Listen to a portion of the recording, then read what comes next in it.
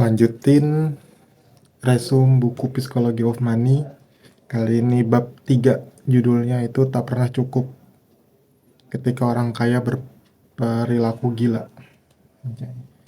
Jadi garis besarnya dari bab ini tuh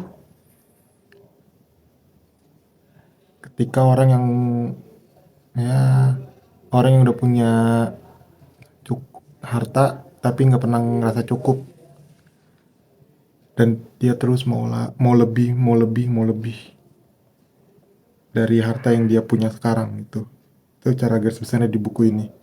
Nah, kalau di buku ini itu dikasih contoh beberapa tokoh. Dan kalau di sini salah satunya tuh namanya Rajat Gupta. Dia itu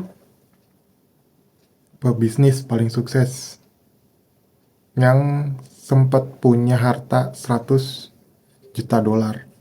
Nah, tapi dari hartanya itu dia masih ngerasa nggak cukup sampai ada satu momen di mana dia tahu Warren Buffett itu mau investasi ke suatu perusahaan, tapi ini belum ke publik. Jadi dia tahu duluan. Nah, akhirnya dia telepon pialang sahamnya gitulah.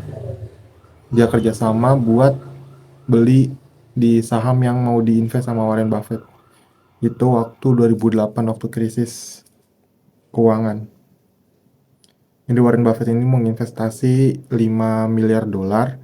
Nah, dia tahu nih, sebelum dipublish ke publik, akhirnya dia masuk ke sahamnya, dan dari situ dia untung 1 juta dolar. Itu dalam waktu singkat ya, karena ketika dia masuk nggak lama beritanya ke publik, dan akhirnya orang-orang beli sahamnya, jadi harganya langsung naik. Nah, tapi dari tindakannya itu ketahuan sama ini ya, otoritas keuangannya, dan akhirnya dia di pengadilan dituntut karena istilahnya tuh insider trading. Yaitu jadi dia tahu dari info orang dalam, dan akhirnya dia beli sahamnya ketika harganya naik, baru dia jual-jualin. Nah, itu namanya insider trading. Nah, dari situ dia akhirnya dipenjara. Ya, semuanya hartanya akhirnya hilangnya. Kalaupun buat apa punya harta tapi akhirnya dipenjara juga kan. Itu salah satu contohnya. Terus ada juga yang contoh ini, Madoff. Jadi Bernie Madoff ini salah satu pelaku skema Ponzi terbesar. Jadi dia kedoknya investasi tapi skemanya Ponzi. Skema Ponzi itu yang masuk lebih awal itu pakai strukturnya piramid gitu. Jadi yang paling atas bakal dapat uang dari yang dari bawah. Ya kayak MLM itu skema Ponzi. Jadi orang yang misalnya ada sebuah komunitas atau sebuah, ya kalau di Indonesia misalnya MLM itu kan bisa jual-jual produk kan. Kita ikut MLM, nanti kita store misalkan 3 juta. Setelah itu kita diajarin nih cara-caranya buat jualan, tapi sebenarnya jualannya itu kedok aja. Tapi pada akhirnya kita ngajakin yang udah daftar di pertama ini, nanti bakal ngajakin orang-orang buat daftar lagi. Nah, orang-orang yang daftar ini kan nanti bayar. Nanti orang yang udah daftar ini bayar, uangnya itu dibagi ke orang yang udah daftar duluan. Ini kurang lebih gitu lah. Cuma kalau si Bernie Madoff ini kedoknya itu investasi. Dan yang sama, dia pada akhirnya itu kan jatuhnya nipu ya. Dan si Madoff ini juga di penjara gitu.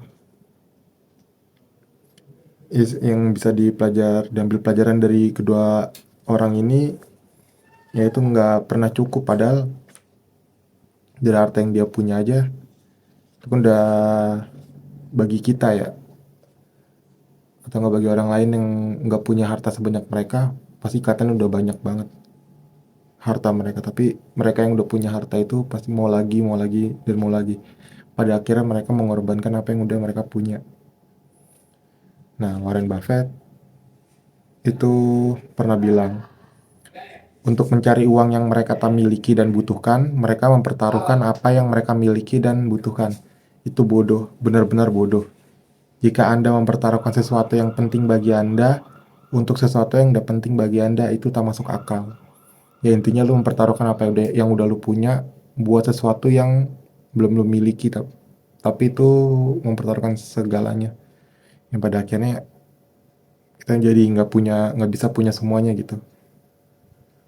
Tak ada alasan untuk mempertaruhkan sesuatu yang Anda miliki dan butuhkan demi apa yang tak Anda miliki dan tak Anda butuhkan. Yaitu intinya dari bab ini. Nah, terus bagaimana buat menghindari rasa rasa rakusnya itu, dan gimana caranya memiliki rasa cukup ketika memiliki harta gitu. Di sini ada 3 poin. Yang pertama itu, keahlian keuangan tersulit adalah menjaga tiang gawang agar berhenti bergerak. Jadi keinginan kita untuk terus memajukan gawang kita 1-2 langkah itu tuh yang sulit untuk dimiliki gitu. Ya intinya defensif. Lebih baik lu nggak kehilangan uang lu daripada lu maksain suatu memaksakan suatu kesempatan yang itu belum tentu lu bisa dapet hasilnya. Itu poin pertama. Jadi lebih baik defensif gitu. Lebih baik tidak kehilangan uang daripada mempertaruhkan buat sesuatu yang belum pasti. Yang kedua itu perbandingan sosial. Gengsi lah intinya. Yaitu ketika kita terus melihat orang-orang atau hal-hal di atas kita pasti selalu ngerasa nggak cukup gitu. Pasti perbandingannya ya kayak lu pengen jadi Warren Buffett, tapi Warren Buffett sendiri masih kalah sama Jeff Bezos. Gitu terus. Ya itu nggak bakal ada habisnya gitu. Gengsi. Yang gengsi ini juga salah satu penyakit di masyarakat ya, di Indonesia. Dan akhirnya kita mempertaruhkan semua yang kita punya buat ngejar gengsi supaya nggak kalah dari orang yang emang hartanya lebih dari kita gitu. Terus poin selanjutnya ternyata ada 4 poin. Poin ketiga itu, cukup tidak terlalu sedikit. Cukup tanda kutip tidak terlalu sedikit gitu.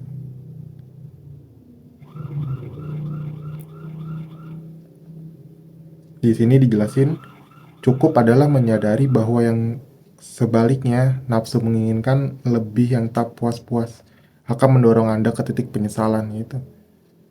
Cukup adalah menyadari bahwa yang sebaliknya, kalau nafsu menginginkan yang mau lebih, itu akan mendorong ke titik penyesalan. Itu poin ketiga gitu. Terus di poin ketiga ini dijelasin, dicontohkannya itu ketika lu makan nih. Lu makan kalau dipaksa terus, ketika kita makan dipaksa terus, titik cukupnya itu kan ketika, kalau orang yang nggak merasa puas ya, ketika muntah kan. Di situ baru kita tahu tuh titik cukupnya. Nah, maka itu sebelum kita sampai ke titik muntahnya itu, kita bisa tahu sendiri, harus bisa nemuin di mana titik cukup buat kita, dan pasti titik cukup setiap orang tuh beda-beda. Itu preferensi masing-masing. Dan tuh poin ketiga, ini poin keempat, itu ada banyak hal yang tak pernah layak diusahakan dengan menanggung risiko apapun potensi keuntungannya. Itu tadi balik lagi. Lebih baik menjaga apa yang udah kita punya daripada mempertaruhkan ke sesuatu yang belum pasti gitu.